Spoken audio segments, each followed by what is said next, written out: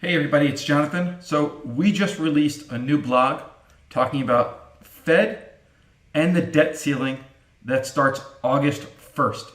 So when you go through the blog post, a few questions that we got right away were about our volatility visualized.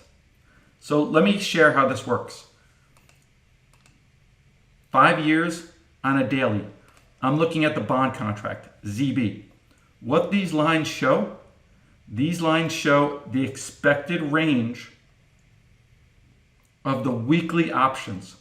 So here I'm showing the weekly options. Yes, yes. If I wanted to, I could show the monthly. So if I put the monthly on and then I take the weekly off, it would look like this. So this is just taking the front month futures and charting the expected range, the expected amount of movement. So what this shows, going back 5 years, is that the ZB has closed inside of its expected move 68% of the time. 68% of the time going back 5 years. Now that may seem like a lot, but it's really not.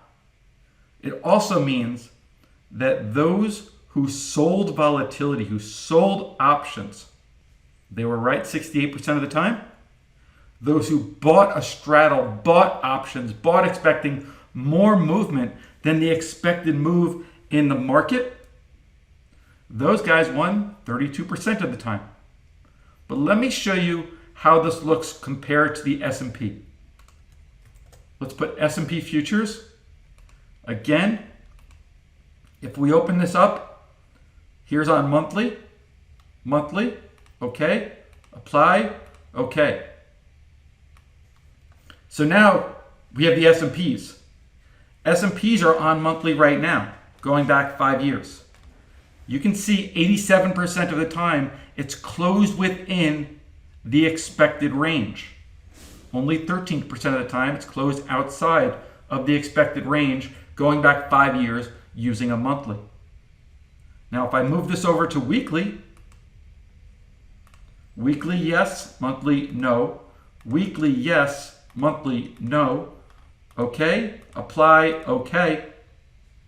Same 87% on a weekly as it was on a monthly.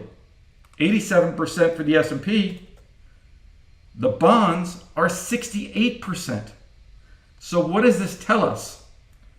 As you go through the blog post, what that tells us is you always want to buy something that's 68% of the time closes within expected range, as opposed to 87% of the time.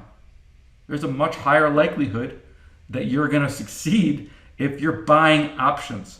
So if I take you back to the charts, ZB, sure, 68% of the time, not bad to buy options, especially with the debt ceiling. As far as ES, I don't know if we want to buy options there because the darn thing closes within the expected move 87% of the time. Today we're having our Wiretapper Wednesday class. We're going to go over trades to take advantage of the expected movement from the debt ceiling.